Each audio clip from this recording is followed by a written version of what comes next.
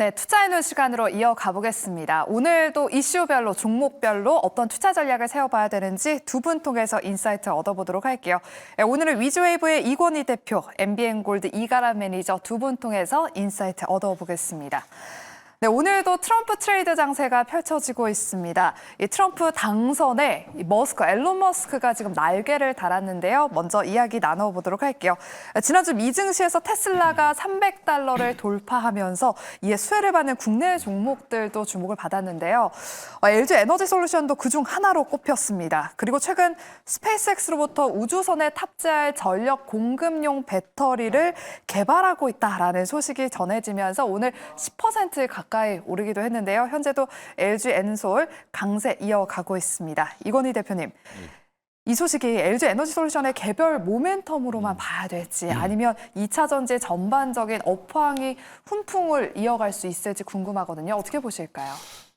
일단 오늘만 보면 이제 개별 이슈로 반응을 하고 있죠. LG 엔솔만 올라가고 삼성 SDI 빠지고 다른 양극재 업체들 다 빠지는 상황이고 2차 전지 전반적으로 지금 하락 분위기고요. LG 엔솔만 유독 강한 흐름을 좀 보여주고 있고 관련돼서 LNF 정도만 같이 좀 올라오는 모습인데 일단 지금 이게 2차 전지 업은 아마 이제 내년 하반기 정도면 업황은 돌아설 걸로 보는데 문제는 그 전에 주가는 반응을 하겠죠. 근데 아직은 본격적인 상승 추세를 만들어 가고 있지는 않는 것 같습니다.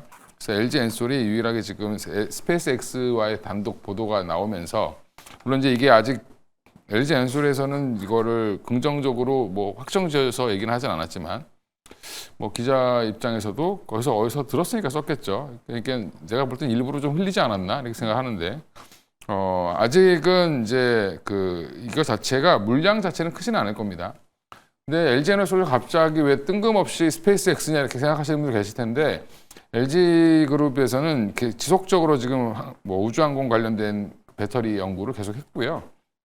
지금 나사와 이미 계약을 체결해서 우주인들이 입는 우주복에 들어가는 그 배터리도 지금 이미 공급을 했던 이력이 있고 그다음에 지금 탐사선을 만들면 달에 만약에 가게 되면 달 탐사 관련된 자동차가 있죠. 무인 자동차가 있는데 그런 부분들도 지금 배터리가 들어가는데 그것도 지금 이제 곧 공급할 예정입니다. 그래서 이미 이제 관련된 기술은 충분히 갖고 있는 회사였는데 스페이스X와의 이제 추가적인 계약이 체결됐다. 최근에 이제 다시 회수가 되고 올라갔다 내려갔다 하는 이제 발사 횟수가 자꾸 점점 많아지고 재활용이 되다 보니까 그러면 이제 더 많은 이제 배터리가 이제 단발적으로 쓰이는 게 아니라 한 번 쓰고 버리는 게 아니라 이제는 좀 중장기로 좀 써야 되기 때문에 성능이 좀 더 좋아야 되고요. 우주에 나가는 걸 되게 이렇게 우습게 생각하실 수도 있는데 우주에 나가려면 엄청난 방사선과 자외선을 다 맞아야 됩니다. 그래서 반도체 칩 하나가 몇 천만 원 하거든요. 예, 그런 부분들을 지금 이제 LG 엔솔이 이제 이 배터리 분야에서 진출을 했다라는 게 굉장히 중요하고 1kg 그러니까 무게도 줄여야 되고 성능이 높아야 됩니다. 왜냐하면 1kg를 더 실어서 올리려면 비용이 한 1,000만 원 이상 더 든다, 몇 천만 원 이상 더 든다라고 하니까 사실은 이제 비용 자체가 굉장히 좀 중요한 이슈 몇 천억이 든다라고 얘기를 한다고 합니다. 1kg를 더 쏘아 올리려면. 그래서 지금 2차 전지 쪽으로 LG 엔솔이 다른 분야 이제 우주항공 섹터로 진출, 그 다음에 이게 앞으로는 휴머노이드 로봇까지 가지 않겠냐라는 기대감까지 같이 붙어서 지금 더 좋아지고 있고요. 지금 LG 에너지 솔루션은 테슬라, 그러니까 일론 머스크 효과를 좀 보고 있다. 이렇게 생각하시면 될 것 같습니다. 네, 관련해서 스페이스X 배터리 공급 가능성 소식은 일단은 LG 에너지 솔루션의 개별 호재성 뉴스로만 바라봐야 될 것 같습니다. 그리고 국내 증시에서 현재는 이 스페이스X 모멘텀이 하나의 또 테마를 형성하고 있습니다. 우주항공 관련 종목들 지금도 여전히 시세가 강한데요. 지금도 LK 삼양 20% 가까운 급등세, 한화 시스템, 제노코 다 빨간불 켜고 있습니다. 이가람 매니저님, 우주항공 관련 종목들도 연일 상승 랠리 이어가고 있는 것 같아요. 그동안은 기대감만 좀 있었다면 이제는 좀 주도주로 등극할 수 있을까 하는 생각이 들거든요. 어떻게 보실까요? 완벽하게 주도주가 될지는 조금 더 두고 봐야 될 것 같고요. 일단은 미증시 안에서 이러한 종목들의 강세가 더 이어진다. 최소한 테슬라의 주가가 조금 더 올라가는 상승세가 더 이어진다라고 한다면 국내에서는 지금 배터리 쪽이 못 가고 있기 때문에 관련된 우주항공 종목들은 조금 더 올라갈 수 있지 않을까라고 생각은 듭니다. 다만 이제 다음 주 월요일 날이면 스페이스 X의 스타쉽의 6차 발사가 있는데 요거 발표하고 난 다음에 아마 이벤트 매도가 나타날 가능성도 있기 때문에 국내 관련된 우주항공 종목들은 전망은 좋다라고 할 수가 있겠지만 언제든 이벤트 매도가 나타날 수 있다는 점도 참고하시면서 보유해보시면 더 좋을 것 같습니다. 네, 우주항공 관련 종목들은 테슬라의 주가를 한번 먼저 잘 확인해보자라고 말씀을 해주셨습니다. 그리고 저희가 그동안 투자해놓은 시간에서 앨런 머스크 테슬라 효과를 볼 수 있을 만한 다양한 섹터를 다뤄봤습니다. 자료를 하나 보도록 할게요. 로봇부터 시작해서 자율주행, 통신 장비, AI 소프트웨어 관련해서 지난주에 관련 섹터, 관련 종목들이 또 시장에서 주목을 받았는데요. 이건희 대표님. 넥스트 머스크 트레이드 어디로 번질 수 있을지 예상을 해본다면 어디로 짚어주실까요? 지금 이제 뭐 우주항공이 좀 새롭게 부각이 되니까 이제 스페이스X 원래 혼자 잘하고 있었는데 우주항공 사업도 사실은 분야가 조금 더 이제 규제가 크기 때문에 규제 산업이다 보니까 이번에 이제 트럼프 당선 이후에 규제가 좀 완화될 거다라는 기대감으로 더 가는 건데요. 지금 그 중에 더 큰 당장 사업화가 될 수 있고 더 커질 수 있는 쪽은 아마 자율주행이 되지 않겠나라고 생각하고 있고요. 자율주행에 대한 규제, 그다음에 표준에 대한 제정 이거를 만약에 테슬라 중심으로 갈 수 있다라고 하면 사실은 관련 기업들, 자율주행 관련된 기업들 중심으로 관심을 좀 많이 받을 것 같습니다. 그래서 오늘도 우리 시장에서는 테슬라에 납품하고 있는 카메라 모듈 납품하고 있는 프론티어가 가장 강한 모습을 보여준 것도 거기에 있다라고 생각하시면 되고요. 그래서 물론 이제 그 자율주행 표준이 만약에 트럼프 머스크가 만들어 놓은 그 FSD로 정해져 버린다라고 하면 다른 자율주행은 오히려 또 피해가 될 수도 있습니다. 그래서 이런 부분들 여러 가지로 좀 더 자세히 봐야 되겠지만 당장은 이제 자율주행에 관련된 관심, 그다음에 진짜 완전 자율주행이 빨리 실현될 수 있지 않냐, 뭐 이런 부분들도 지금 기대를 하고 있는데 그 부분 좀 지켜보시면서 이쪽이 오히려 산업화는 좀 더 빨리 진행됐기 때문에 생각보다 이쪽이 조금 더 꾸준하게 올라갈 가능성이 높다고 보고 있습니다. 네, 그럼 우리 이가람 매니저님의 의견은요. 여기 종목들도 굉장히 많아요. 네. 저는 그 안에서 본다라고 한다면 이제 피론티어도 마찬가지로 좀 좋게 보고 있고요. 다만 이제 지금 테슬라 같은 경우는 AI랑 카메라를 활용해서 지금 자율주행을 하고 있는데 만약에 단계가 더 올라가 됐을 경우에 잘하면 이제 라이다도 쓸 수 있는 거 아니겠느냐라는 추정치가 나타나다 보니까 국내에서는 SOS랩 관련된 종목들도 좀 올라가고 있는 것 같아요. 저는 그래서 이번에 우주항공이 더 추가적으로 이어진다라고 하게 되면 테슬라 관련된 자율주행 쪽도 관심 있게 더 지켜보시면 좋을 것 같습니다. 두 분 다 자율주행에 한 표를 던져주셨습니다. 자율주행 섹터들 추가 상승 한번 기대해 보겠습니다. 그럼 두 번째는 머스크 트레이드에 이어서 트럼프 관련 종목들도 한번 살펴보겠습니다. 최근 시장에서 핫한 테마들 다 전부 다 이 트럼프의 수혜를 받고 있습니다. 제일 먼저 조선주가 트럼프 2기의 시작을 알렸었는데요. 국내 조선업의 협력이 필요하다라는 이 트럼프의 한마디에 조선주들 그야말로 연일 상승 랠리 이어가고 있습니다. 특히나 기자재 쪽에서는 현대힘스가 오늘도 높은 상승 탄력을 보여주고 있는데요. 이건희 대표님, 조선주들 최근에 단기 급등한 영향이 없지 않아 있어요. 하지만 상방 더 열려 있을까요? 일단 최근에 조정도 좀 강하게 나왔었고요. 이제 트럼프의 그 발언 이후에 급등하면서 제자리를 좀 찾았죠. 제자리 찾고 이제 다시 추가 상승을 지금 노리고 있는 중이다라고 보시면 되고요. 지금 반도체를 사기도 좀 애매하고 지금 2차 전지를 또 그렇다고 비중을 막 싣기도 애매한 쪽에서는 그나마 중대형주에서 살만한 섹터가 지금 조선주가 눈에 딱 띄는 수밖에 없는 상황이고, 그리고 기존에 이제 얘기가 많이 언급이 됐던 거죠. 이제 전함 관련돼서 우리나라 기술을 써야 되지 않냐라는 얘기도 계속 나왔고요.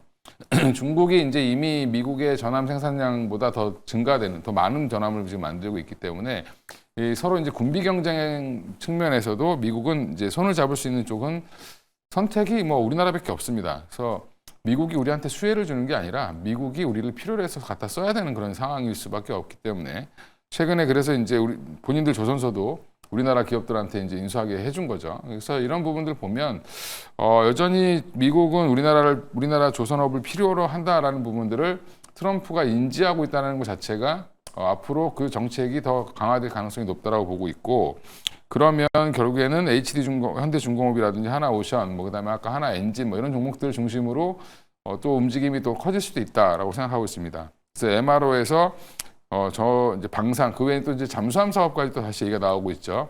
우리나라가 3,000톤 그 디젤 잠수함 쪽에서는 전 세계에서 가장 또 독보적인 기술을 갖고 있기 때문에 이런 부분들까지 보면 앞으로 조금 더 관심을 좀 더 가지셔도 괜찮을 것 같다. 물론 이제 단기에 급등했기 때문에 오늘은 좀 쉬어가는 국면처럼 보이지만 조정이 좀 나올 때 그때 보셔도 충분히 뭐 매수할 기회는 주지 않겠나 생각하고 있습니다.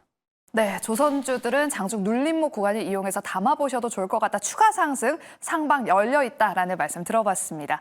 그리고 우크라이나 재건주들도 오늘 강합니다. 재건주를 비롯한 건설기계 종목들 지금 우크라이나 러우 전쟁 종전되지 않을까 하는 기대감에 또 오르고 있는데요. 이가람 매니저님. 네. 미국 대선 전부터 재건주들은 꾸준하게 또 트럼프 당선인의 수혜주로 언급되어 왔습니다. 지금 범양건영이 상한가에 거래되고 있고요. 뒤를 이어서 삼부토건도 지금 26% 넘는 급등세를 보이고 있습니다. 이렇게 급등한다면 추가적인 상승도 기대해 볼 만한데 어떻게 보실까요? 일단은 시장이 약하기 때문에 올라가고 있다라고도 보여지고 있고요. 재건 쪽은 아무래도 테마성이 좀 많이 짙은 종목이다라고 생각이 됩니다. 물론 건설 중장비 있죠. 저는 건설 쪽보다는 건설 중장비가 앞으로 더 좋아질 것으로 보고 있는데 이번에 이제 선거가 이제 끝났기 때문에 인프라 투자가 재개가 될 겁니다. 미국 내에서 인프라 투자가 재개가 되면 건설 중장비가 더 좋아진다라는 거는 맞는데 지금 올라가는 거는 중장기적인 포지션보다는 단기성으로 재건을 보고 투자가 들어가는 걸로 보여지고 있어요. 근데 지금 뭔가 우크라이나, 러시아 같은 경우 지금 당장 뭔가를 끝낼 수 있는 상황은 아니고 러시아가 끝낸다라기보다는 우크라 쪽으로서의 지원을 끊으면서 우크라 쪽에서 아마 끝내게끔 만들 것 같은데 지금 당장 나올 거는 아니기 때문에 이런 종목들도 결국 트럼프 트레이드가 마감이 되면 재건 쪽도 급하게 한번 밀릴 수가 있을 것이고 저는 뭔가 재건 쪽과 중장비에 관심이 보인다면 지금처럼 이슈를 받을 때가 아니라 이슈가 다 죽고 조용할 때 주가가 좀 내려온 상태에서 그때 다시 한번 더 관심을 갖게 되면 아마 내년도에 다시 한번 이제 트럼프가 들어오면서 재건 쪽이 또 올라갈 수가 있을 것으로 보니까 지금보다는 조정 이후에 보시는 게 더 좋을 것 같습니다. 네, 우크라이나 재건주들은 지금 급등한 종목들 따라가는 거는 조금 부담스러워 보입니다. 그리고 마지막으로 트럼프 당선 효과를 가장 강력하게 반영하고 있는 곳은 아무래도 가상화폐가 아닐까 싶습니다. 지금도 비트코인 시세가 1%대 상승세를 보이면서 1비트코인이 지금 1억 1,300만 원을 넘기고 있습니다. 이가람 매니저님. 네. 지금 알트코인까지도 급등하면서 그 밑에 단에 있는 가상화폐들도 지금 시세 분출하고 있거든요. 그렇죠. 근데 이게 가상화폐 관련주들이잖아요. 네. 주식시장에 상장된 그런 기업들인데 가상화폐 관련 종목들은 어떻게 전망하실까요? 그나마 이제 오늘에서나 관련된 거래소 관련 종목들이 좀 올라가고 있는 걸로 보여지기는 합니다. 근데 저라면 가상화폐에 관심이 있고 가상화폐가 올라갈 것 같아서 주식을 사고 싶다라고 한다면 저는 주식을 사기보다 그냥 이 가상화폐 쪽은 대안은 무조건 가상화폐 쪽으로 직접 투자하는 게 맞다라고 생각하고 있고요. 가상화폐가 조금만 흔들려도 관련된 종목은 그 이상 밀릴 거기 때문에 저는 지금 자리에서 가상화폐 관련된 주식 쪽은 관심을 가지는 거는 조금 위험하다라고 보고 있고 오히려 관심이 간다라고 한다면 가상화폐 쪽으로 직접 투자하시는 게 가장 맞지 않을까라고 말씀을 드리겠습니다. 네, 비트코인이 계속해서 사상 최고치를 경신하고 있는데요. 국내 가상화폐 관련 종목을 보기보다는 직접적으로 가상화폐에 투자를 하는 게 더 나을 것 같다라고 말씀을 해주셨습니다. 그럼 이제 머스크와 트럼프 트레이드에 대한 투자 전략은 여기까지 세워보도록 하겠고요. 이어서 제약바이오 투자 전략 세워보겠습니다. 지난주에 알테오젠이 일본 다이치 산교에 총 3억 달러 규모의 ADC 플랫폼 기술 수출했다라는 소식에 또 한 번 신고가를 경신했는데요. 올해만 이미 6배 가까이 오른 종목임에도 불구하고 지금 많은 전문가들이 알테오젠 상방이 더 열려 있다라고 보고 있습니다. 이건희 대표님, 네. 이럴 거면 제2의 알테오젠을 찾지 말고 이것도 그냥 알테오젠에 베팅을 할 걸 그랬어요. 알테오젠은 상방 더 열려 있을까요? 제2의 알테오젠도 찾아야죠. 찾아야 되는데 일단 지금 알테오젠 흐름이 너무 좋습니다. 그러니까 시장이 좋아하는 거는 새로운 이제 비전과 계획이 있는데 그 계획이 착실히 이행되는 거죠. 근데 지금 알테오젠은 다이치 산교와 ADC 계약 얘기가 계속 나왔었고요. 근데 그 부분이 생각보다 늦지 않게 잘 나왔다라는 부분이고 ADC의 가장 대표 약물인 에너투를 계약하면서 추가적으로 이제 다이치 산케의 다른 물질들, 다른 파이프라인들도 지금 계약이 더 추가로 나올 가능성이 높다. 그다음에 ADC를 개발하고 있는 업체들은 아예 개발서부터 그냥 알테오젠 기술을 좀 적용해서 개발하는 게 더 낫지 않냐 이런 얘기도 좀 나오고 있습니다. 단순히 제형 변경이 아니라 이제 독성을 조금 더 완화시켜줘서 환자들한테 또 페이로드라는 약물을 조금 더 완화시켜주는 작용을 해주기 때문에 생각보다 이게 임상 1상만 끝나고 나면 그냥 3상 끝난 거랑 다름없다라는 그런 얘기도 좀 나오고 있는 상황이고요. 그다음에 그 다음 단계는 이제 최근에 또 연구가 이제 글로벌 제약사들에서 많이 나오고 있는 TPD라고 해서 이제 표적 단백질 분해 기술이 있는데 이걸 기술을 적용해서 임상들을 지금 진행을 하고 있는 제약사들이 많이 있는데 이쪽까지도 지금 이게 적용이 될 가능성이 높지 않냐라고 지금 다음 타겟이 벌써 정해졌고요. 기존에 이제 키트로다와의 이제 독점 계약 이후에 이제 이거 ADC 그다음에 산도주까지 같이 이어지고 있는 1년에 3가지 계약만 하더라도 일단은 뭐 2029년, 2028년 뭐 여러 이제 시간은 좀 많이 남아 있지만 그 뒤로 이제 상용화된다라는 가정으로 보면 지금 주가도 저렴하다라고 평가는 할 수 있습니다. 근데 아직까지 그 사이에 시간이 뭐 한 2년 이상 남아 있다라는 부분은 여전히 조금 더 투자자들로 하여금 또 불안감을 또 조성시킬 수도 있습니다만 알고 있는 분들 입장에서는 적어도 뭐 여기서 한 6, 70만 원은 가지 않겠어? 답을 대부분 다 얘기를 하는 거죠. 와, 네. 그래서 지금 4천억짜리 4천억 정도, 그러니까 지금 이번에 그 계약금 자체는 아무 의미가 없고요. 그게 이제 상용화 됐을 때 받는 로열티를 계산해 보면 사실은 이제 다이치 산케와의 계약도 키트로다와의 계약과 거의 맞먹는 계약이다. 그거 이상이 될 수도 있다라고 지금 얘기를 하고 있어서 저는 뭐 TP는 한 적어도 한 70만 원까지는 가능하지 않겠나 생각하고 있습니다. 네, 중장기적으로 알테오젠의 목표 주가 6, 70만 원도 가능하다라는 이야기 들어봤습니다. 그리고 오늘 보면 비만 치료제 관련 종목들도 눈에 띕니다. 특히나 펩트론이 지금도 18%대 급등세 이어가면서 신고가를 경신했고요. 뒤를 이어서 인벤티지랩 앞서 저희가 영민한 투자에서도 나왔던 종목인데 비만 치료제 관련 종목도 오늘 시세를 내고 있습니다. 대표님, 재상승 랠리 나올 수 있나요? 비만 치료제도? 일단 뭐 지금 알테오젠 이후에 또 다음 빨리 기대할 수 있는 쪽이 이쪽이다 보니까 이제 그 펩트론 일라일리와의 계약 이제 이것도 사실은 조건부 계약이었지만 뭔가 이제 결과가 나오지 않겠냐라는 그런 기대감이 또 다시 한번 붙었다라고 보시면 되고요. 비만 치료제가 한동안 좀 쉬었죠. 주가들이 많이 쉬었습니다. 조정도 잘 받았고 약간 순환매 차원에서 좀 올라오는 게 아닌가 개인적으로 생각을 하고 있고 여전히 기대감은 좀 크다. 오늘은 뭐 한미약품까지도 한 5% 이상 올라오는데 이런 부분들은 이제 군을 좀 형성했다라고 생각하시면 될 것 같고요.